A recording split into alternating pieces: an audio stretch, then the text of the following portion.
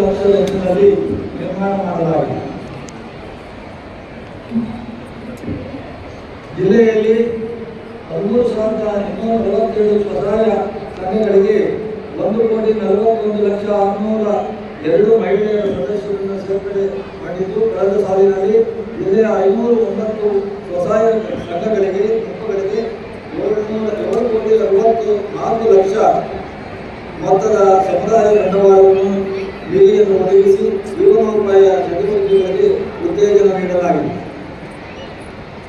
ಮಹಿಳೆಯರೇ ನಿರ್ವಹಿಸುವ ಮಹತ್ವಾಕಾಂಕ್ಷೆ ಯೋಜನೆ ಆದ ಅಕ್ಕ ಕೆಂಪೆಗೆ ಪಾಂಡವಪುರ ಮತ್ತು ಶ್ರೀರಂಗಪಟ್ಟಣ ತಾಲೂಕಿನಲ್ಲಿ ಗ್ರಾಹಕರಿಂದ ಅಭೂತಪೂರ್ವ ಸ್ಪಂದನೆ ದೊರಕಿದೆ. 6 ಉದ್ಯಮ ಕ್ಷೇತ್ರಗಳಲ್ಲಿ ಅಭಿವೃದ್ಧಿ ಪದದಂತ ಸಾಗುತ್ತಿದ್ದಾರೆ. ಉಳಿದ ತಾಲೂಕಿನಲ್ಲೂ ಅಕ್ಕ ಕೆಂಪೆ ಪ್ರಾರಂಭಿಸಲು ಉದ್ದೇಶಿಸಲಾಗಿದೆ. ಜಿಲ್ಲೆಯಲ್ಲಿ ಆಯೋಜಿಸಲಾದಂಥ ಉದ್ಯೋಗ ಮೇಳದಲ್ಲಿ 2,736 ಅಭ್ಯರ್ಥಿಗಳ ಸಂದರ್ಶನಕ್ಕೆ ಭಾಗವಹಿಸಿದ್ದು 1,220 ಅರ್ಹ ಅಭ್ಯರ್ಥಿಗಳಿಗೆ ಉದ್ಯೋಗಾವಕಾಶ ಕಲ್ಪಿಸಲಾಗಿದೆ. ಜಲ ಜೀವನ ಮಿಷನ್ ಯೋಜನೆಯಡಿ ಗ್ರಾಮಾಂತರ ಪ್ರದೇಶದ ಎಲ್ಲ ಕುಟುಂಬಗಳಿಗೆ ಶುದ್ಧ ಮತ್ತು ಸುರಕ್ಷಿತ ನೀರನ್ನು ಕಾರ್ಯಾತ್ಮಕ ಸಮರ್ಪಕರ ಮೂಲಕ ಒದಗಿಸಲಾಗುತ್ತಿದ್ದು, ಸದರಿ ಯೋಜನೆಗೆ 1,545 ಕೋಟಿ ವೆಚ್ಚದಲ್ಲಿ ಅನುದಾನಿಸಲಾಗಿದೆ. ಗ್ರಾಮಗಳಿಗೆ ಕಾವೇರಿ ನದಿಯಿಂದ ನೀರು ಸರಬರಾಜು ಮಾಡಲು 6 ಬೃಹತ್ ಬಹುಗ್ರಾಮಗಳ ಕುಡಿಯುವ ನೀರಿನ ಯೋಜನೆಯನ್ನು ₹1,628.19 ಲಕ್ಷ ಕೋಟಿಗಳನ್ನು ಅಂದಾಜು ವೆಚ್ಚದಲ್ಲಿ ಅನುಷ್ಠಾನಗೊಳಿಸಲಾಗಿದೆ. ಶಿಶು ಮರಣ ಪ್ರಮಾಣ ಕಡಿಮೆ ಮಾಡಲು ಹಾಗೂ ಸಹಜ ಹೆರಿಗೆಗಳನ್ನು ಉತ್ತೇಜಿಸಲು ಮಂಡ್ಯ ಜಿಲ್ಲಾ ವೈದ್ಯಕೀಯ ವಿಜ್ಞಾನ ಸಂಸ್ಥೆ ನಿಮ್ಸ್ ಆವರಣದಲ್ಲಿ 49 ಲಕ್ಷಗಳ ವೆಚ್ಚದಲ್ಲಿ ಶಿಶು ಸಂಜೀವಿನಿ ಕೇಂದ್ರ ಹಾಗೂ MLC ವೆಟರ್ನರಿ ಕೇರ್ ಯೂನಿಟ್ ಘಟಕಗಳನ್ನು ನಿರ್ಮಿಸಿ ಸಾರ್ವಜನಿಕ ಸೇವೆಗೆ ನಿರ್ಮಿಸಲಾಗಿದೆ. ಜಿಲ್ಲಾದ್ಯಂತ ಪಂಚಾಯತ್ಗಳಲ್ಲಿನ ತೆರಿಗೆ ವಸೂಲಾತಿ ಅಭಿಯಾನವನ್ನು ಹಮ್ಮಿಕೊಂಡಿದ್ದು 69,95 ಲಕ್ಷ ಮೀಸಲಾತಿ ಮಾಡುವ ಮೂಲಕ ಶೇಕಡ 101% ಪ್ರಗತಿ ಸಾಧಿಸಲಾಗಿದೆ. ಗ್ರಾಮೀಣ ಪ್ರದೇಶದ ಮಕ್ಕಳು ಕಲಿಕೆಯನ್ನು ಉತ್ತೇಜಿಸುವ ಉದ್ದೇಶದಿಂದ ಜಿಲ್ಲೆಯ 473 ಕೇಂದ್ರಗಳಲ್ಲಿ ಏಪ್ರಿಲ್ ತಿಂಗಳಲ್ಲಿ 4 ವಾರಗಳ ಕಾಲ ಅಕ್ಕರೆಯ ಅಂಗಳ ಬೇಸಿಗೆ ಶಿಬಿರವನ್ನು ಆಯೋಜಿಸಲಾಗಿದೆ. ದಾಖಲೆಗಳ ಸಮರ್ಪಕ ಸಂರಕ್ಷಣೆ ಹಾಗೂ ಸಾರ್ವಜನಿಕರಿಗೆ ಮಾಹಿತಿ ಸುಲಭವಾಗಿ ಲಭ್ಯವಾಗುವಂತ ಮಾಡುವ ಉದ್ದೇಶದಿಂದ ಮಂಡ್ಯ ಜಿಲ್ಲೆಯ ಎಲ್ಲ ಗ್ರಾಮ ಪಂಚಾಯತ್ಗಳಲ್ಲಿ ವಿನೂತನ ಲೇಖಾಲಯಗಳನ್ನು ನಿರ್ಮಿಸಲಾಗಿದೆ. ಮಂಡ್ಯ ಜಿಲ್ಲೆಯಲ್ಲಿ ಮದ್ದೂರು ತಾಲೂಕಿನ ಭಾರತೀನಗರ ಗ್ರಾಮ ಪಂಚಾಯತಿಯ ವಿಭಾಗ ಮಟ್ಟದ ಗಾಂಧಿ ಗ್ರಾಮ ಪುರಸ್ಕಾರದಲ್ಲಿ ಮೈಸೂರು ವಿಭಾಗದಲ್ಲಿ ದ್ವಿತೀಯ ಸ್ಥಾನ ಪಡೆದು ಗಮನಾರ್ಹ ಸಾಧನೆ ಆಗಿದೆ. ಮಹಿಳೆಯರಲ್ಲಿ ಋತುಸ್ರಾವದ ಸ್ವಚ್ಛತೆ, ಸಾಂಪ್ರದಾಯಿಕ ವಿಧಾನಗಳ ದುಷ್ಪರಿಣಾಮಗಳ ಹಾಗೂ ಮುಂದಿನ ಕಪೆ ಬಳಕೆಯ ಕುರಿತು ಅರಿವು ಮೂಡಿಸಿ ಮಹಿಳಾ ಸಬಲೀಕರಣ ಕಾರ್ಯಕ್ರಮ ಹಾಗೂ ಗ್ರಾಮ ಪಂಚಾಯತಿನ ಸ್ವಂತ ಸಂಪನ್ಮೂಲ ಹಾಗೂ CSR ಅನುದಾನದಡಿ ಜಿಲ್ಲೆಯಲ್ಲಿ ಸುಮಾರು 20,000ಕ್ಕೂ ಹೆಚ್ಚು ಮುಟ್ಟಿನ ಕಪ್ಪುಗಳನ್ನು ಉಚಿತವಾಗಿ ವಿತರಿಸಲಾಗಿದೆ. ಮಂಡ್ಯ ಜಿಲ್ಲೆಯಲ್ಲಿ ವಿದ್ಯುತ್ ಪರಿಸರಣ ವ್ಯವಸ್ಥೆಯನ್ನು ಬಲಪಡಿಸುವ ನಿಟ್ಟಿನಲ್ಲಿ ಮಂಡ್ಯ ತಾಲೂಕಿನ ಅಂಬಾಪುರದಲ್ಲಿ 400 kV ವಿದ್ಯುತ್ ಉಪಕೇಂದ್ರ ಸ್ಥಾಪಿಸಲು ಅನುಮೋದನೆ ದೊರೆತಿದ್ದು, ಇದರಿಂದ ವಿದ್ಯುತ್ ಕೊರತೆಯನ್ನು ಅನುಭವಿಸುತ್ತಿರುವ ರೈತರಿಗೆ ಹಾಗೂ ಸಾರ್ವಜನಿಕರಿಗೆ ನಿರಂತರ ಗುಣಮಟ್ಟದ ವಿದ್ಯುತ್ ಪೂರೈಕೆ ಒದಗಿಸಲು ಸಹಕಾರಿಯಾಗಲಿದೆ. ಹಾಗೂ ಮಳವಳ್ಳಿ ತಾಲೂಕಿನ ಹೆಬ್ಬಣಿ ಗ್ರಾಮದಲ್ಲಿ 400 kV ವಿದ್ಯುತ್ ಉಪಕೇಂದ್ರ ಸ್ಥಾಪಿಸಲು 73 ಎಕರೆ ಜಾಗವನ್ನು ಗುರುತಿಸಲಾಗಿದೆ.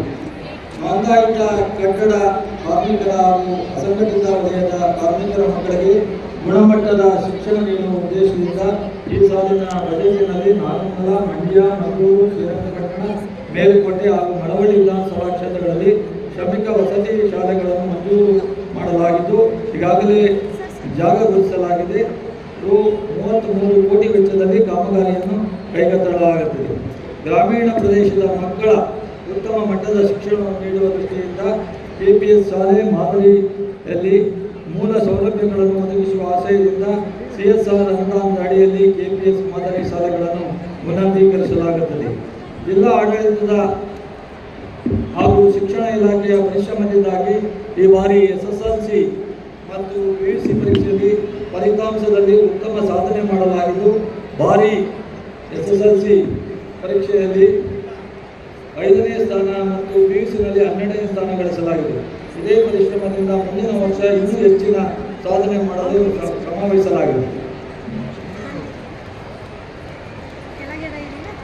ಕಳೆದ 3 ವರ್ಷಗಳ ಅವಧಿಯಲ್ಲಿ ನಮ್ಮ ಸರ್ಕಾರ ಗ್ರಾಮೀಣ ವಿದ್ಯಾರ್ಥಿಗಳ ಶೈಕ್ಷಣಿಕ ಅಭಿವೃದ್ಧಿ ದೃಷ್ಟಿಯಿಂದ ಮಂಡ್ಯ ಜಿಲ್ಲೆಗೆ 9 ವಸತಿ ಶಾಲೆಗಳನ್ನು ಹಾಗೂ 11 ವಿದ್ಯಾರ್ಥಿ ನಿಲಯಗಳನ್ನು ಮಂಜೂರು ಮಾಡಲಾಗಿದೆ.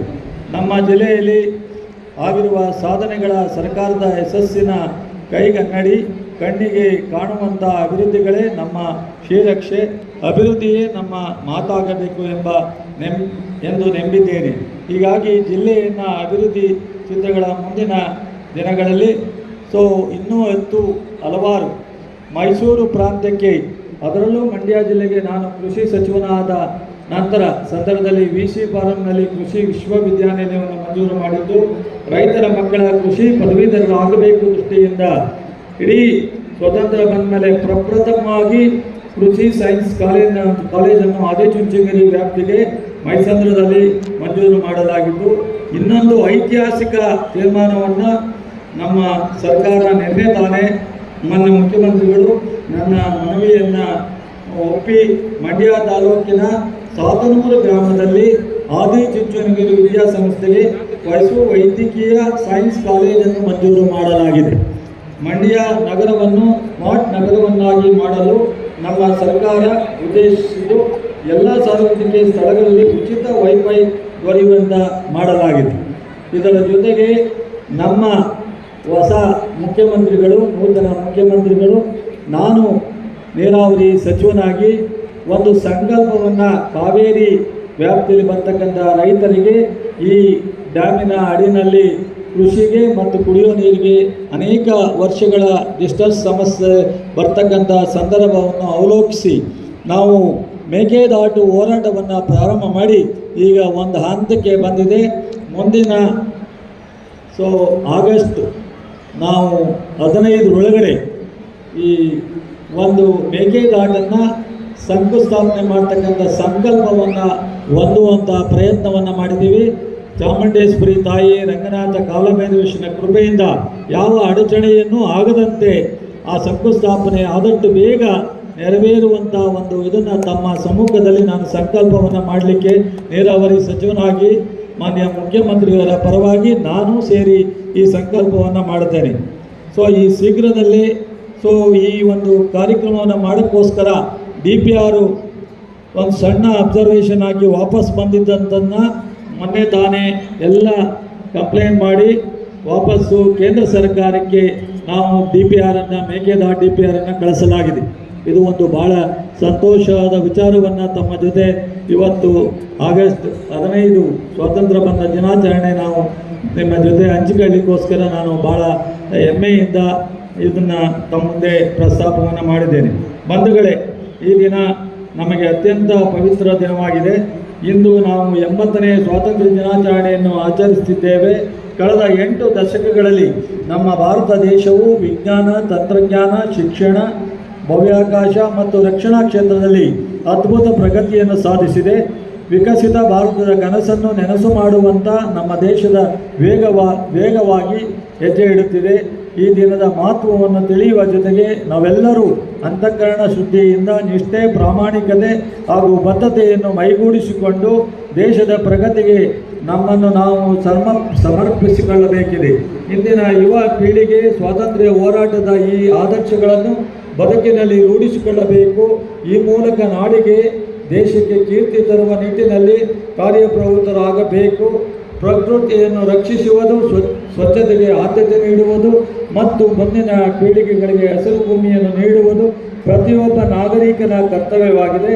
ಈ ಪವಿತ್ರ ದಿನದಂದು ನಮ್ಮ ಮಾತೃಭೂಮಿಯ ಸೇವೆಗೆ, ದೇಶದ ಐಕ್ಯತೆ ಮತ್ತು ಅಖಂಡತೆಯನ್ನು ಎತ್ತಿ ಹಿಡಿಯಲು ಪ್ರತಿಜ್ಞೆಯನ್ನು ಮಾಡೋಣ.